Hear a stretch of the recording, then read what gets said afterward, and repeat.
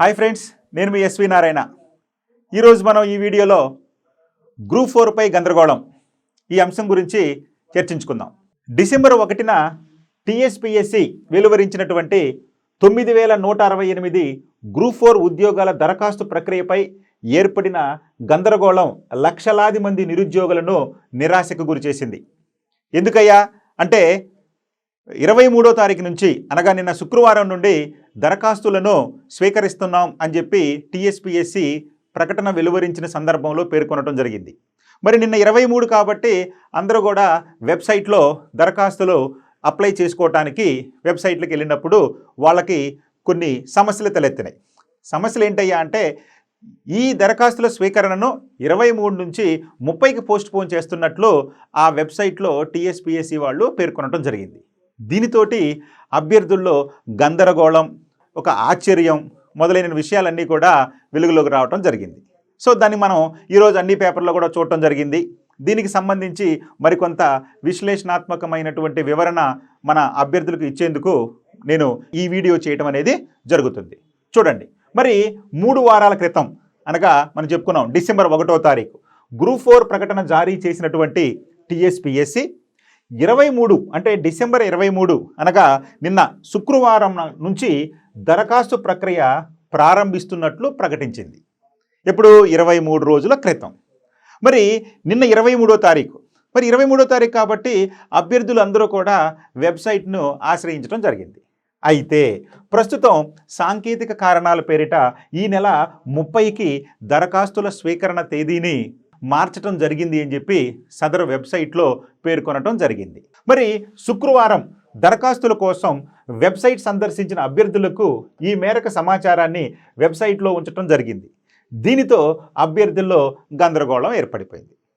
మరి తాజా సమాచారం ప్రకారం గ్రూప్ 4 దరఖాస్తులను ఈ నెల 30 నుండి అంటే డిసెంబర్ 30 నుంచి వచ్చే సంవత్సరం అంటే 2023 జనవరి 19 సాయంత్రం 5 గంటల వరకు స్వీకరించడం జరుగుతున్నట్లు ఆ వెబ్సైట్లో ఈ టీఎస్పీఎస్సీ పేర్కొనడం జరిగింది.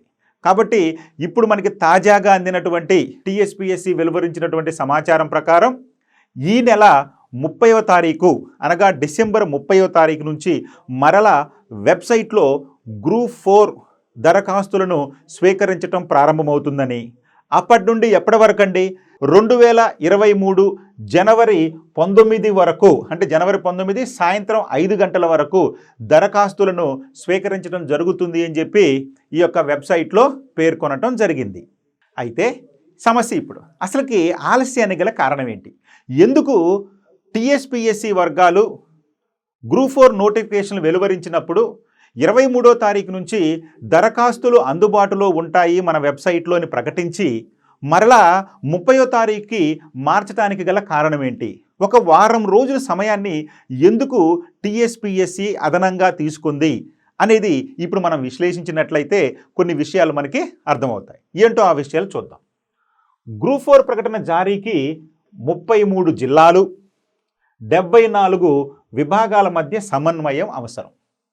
ఎందుకండి గ్రూప్ 4 పోస్టులు అనేవి జిల్లా పరిధి పోస్టులు. మరి జిల్లాలు మనకి ఎన్ని ఉన్నాయండి? 33 ఉన్నాయి. అదే కాకుండా ఈ 33 జిల్లాలకు సంబంధించి ఈ గ్రూప్ 4 అభ్యర్థులు ఎన్ని విభాగాలకు సంబంధించి ఉంటాయి అంటే ఉద్యోగాలు 74 విభాగాలు ఉన్నాయి.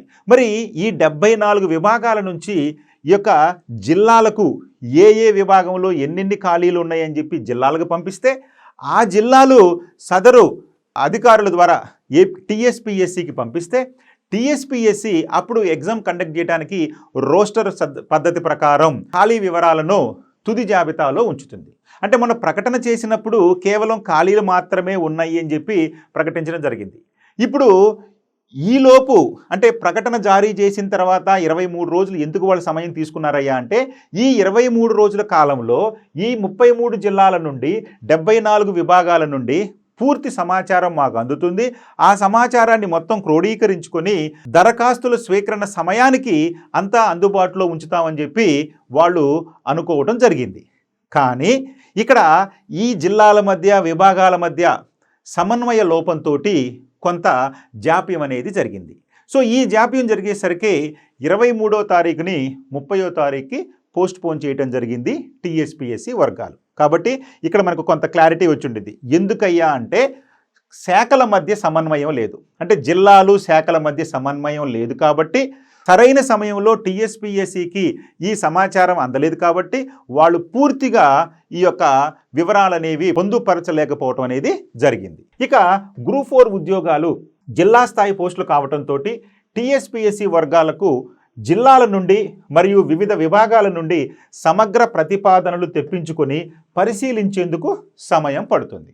ఎప్పుడైతే సమయం పట్టింది కాబట్టి వాళ్ళిద్దరూ కరెక్ట్గా సమయంలో ఇస్తే ఈ సమయం ఉపయోగించుకునేవాళ్ళు. వాళ్ళ మధ్య సమన్వయం లేకపోయేసరికి టీఎస్పీఎస్సీకి సరైన సమయంలో అందలేదు కాబట్టి టీఎస్పీఎస్సీ ఈ యొక్క మూల్యం చెల్లించింది. ఏ మూల్యం అండి? 1 వీక్, అంటే వాళ్ళు ప్రకటించినటువంటి దానికంటే వారం రోజులు తర్వాతకు పోస్ట్ పోన్ చేయటం జరిగింది. సో చూడండి, మీరు కూడా రేపొద్దున ఉద్యోగస్తులు అయితే ఇవ్వాల్సిన సమాచారాన్ని మీరు అధికారులకు సమయానికి కనుక మీరు ఇవ్వకపోతే అంతిమంగా మాటలు పడేది ఎవరయ్యా అంటే అధికారులు. చూడండి, కింద నుంచి సరైనటువంటి సమాచారం అధికారులకు వస్తే అధికారులు ప్రాపర్ ఛానల్ ద్వారా దాన్ని ప్రభుత్వానికి తెలియజేయటం జరుగుతుంది. ఇదంతా కూడా మన ప్రభుత్వ విభాగాల్లో జరిగేటటువంటి ప్రధానమైనటువంటి ప్రక్రియ. ఎక్కడ ఏ తప్పు జరిగినా కానీ అంతిమంగా అధికారులపైనే ఆ యొక్క ప్రభావం అనేది ఉంటుంది. చూడండి, ఇక అయితే పై విషయాలను పట్టించుకోకుండా కమిషన్ ప్రకటన జారీ చేయడంతో ఈ సమస్య తలెత్తింది. అంటే పై విషయాలంటే ఏంటండి? ఎప్పుడైతే ఈ 2 శాఖల మధ్య సమన్వయం, అంటే ఈ 2 విభాగాల మధ్య, అంటే జిల్లాల మధ్య విభాగాల మధ్య సమన్వయం కనుక కరెక్ట్గా ఉంటే టీఎస్పీఎస్సీ చెప్పిన ప్రకారమే నిన్నటి నుండి అప్లికేషన్లు అందుబాటులోకి వచ్చాయి వెబ్సైట్లో. వీళ్ళిద్దరి మధ్య సమన్వయ లోపంతో టీఎస్పీఎస్సీ అనుకున్నటువంటి లక్ష్యాన్ని మనకి చేరలేకపోయింది. తద్వారా ఒక వారం రోజుల పాటు సమయం కావాలి అని చెప్పి వెబ్సైట్లో ప్రకటించడం జరిగింది. ఓకే, ఇక ప్రకటన జారీ అనంతరం 23 రోజుల వ్యవధిలో ప్రతిపాదనలు తెప్పించుకొని సమగ్ర ప్రకటన జారీ చేసి దరఖాస్తులు స్వీకరించాలని తొలుత టీఎస్పీఎస్సీ భావించింది. ఇప్పుడు మనం చెప్పుకున్నాం కదా, భావించింది. కానీ ఇది జరిగిందా? జరగలేదు. ఎందుకు జరగలేదు? సమన్వయ లోపం. Okay, right. కానీ ఈ ప్రతిపాదనలు అందించటంలో కొన్ని ప్రభుత్వ విభాగాధిపతులు జాప్యం చేయడం, పోస్టుల హోదాలో మార్పులు, ఇతర కారణాల వలన గురువారం రాత్రి వరకు పూర్తి సమాచారం టీఎస్పీఎస్సీకి అందించకపోవడంతో ఈ సమస్య తలెత్తింది. మరి ప్రతిపాదనలకు మరో వారం రోజుల సమయం పట్టనున్నట్లు కూడా తెలిసింది. అంటే ప్రతిపాదనలకు మరొక వారం రోజుల సమయం పట్టనున్నట్లు కూడా తెలిసింది. మరి ప్రతిపాదనలో జాప్యం జరిగితే గ్రూప్ 4 నుంచి ఆ పోస్టులు తప్పిస్తామని కూడా టీఎస్పీఎస్సీ వర్గాలు హెచ్చరించడంతో వీలైనంత త్వరగా పంపిస్తామని సంబంధిత విభాగాలు వివరణ ఇచ్చాయని కూడా తెలిసింది. అయితే ఏంటండి, మరి ఎవరో చేసిన తప్పుకు టీఎస్పీఎస్సీ బాధ్యత వహిస్తుంది ఇక్కడ. కాబట్టి టీఎస్పీఎస్సీ వారు ఒక హెచ్చరిక జారీ చేయడం కూడా జరిగింది. ఏంటయ్యా హెచ్చరిక? మీరు గనక సరైన సమయంలో మీ శాఖల నుండి ఖాళీల వివరాలు కనుక అందుబాటులోకి రాకపోతే ఈ నోటిఫికేషన్లో ఆ పోస్టులను తప్పిస్తాము అని కూడా టీఎస్పీఎస్సీ ప్రకటించడం జరిగింది. దీనితోటి శాఖలు అలర్ట్ అయి సరైన సమయంలో మీకు అందిస్తాము, మాకు కొంత సమయం కావాలని కోరటం, తద్వారా టీఎస్పీఎస్సీ దానిని ఒక వారం రోజుల పాటు పొడిగించడం అనేది జరిగింది, దరఖాస్తులు స్వీకరించేటటువంటి సమయాన్ని. ఈ నేపథ్యంలో వారం రోజుల తర్వాత అనగా డిసెంబర్ 30 నుండి ఆన్లైన్లో దరఖాస్తులను స్వీకరించాలన్న నిర్ణయాన్ని టీఎస్పీఎస్సీ తీసుకుంది. సో ఈ విధంగా ఇలాంటి టెక్నికల్ ప్రాబ్లమ్స్ వలన టీఎస్పీఎస్సీలో నిన్న జరగాల్సినటువంటి గ్రూప్ 4 దరఖాస్తుల స్వీకరణను వారం రోజుల పాటు పోస్ట్ పోన్ చేస్తున్నట్లు టీఎస్పీఎస్సీ వర్గాలు వెబ్సైట్లో సమాచారాన్ని ఉంచడం జరిగింది. సో దీనివలన అభ్యర్థులు ఎవరు గందరగోళానికి గురవలసిన అవసరం లేదు.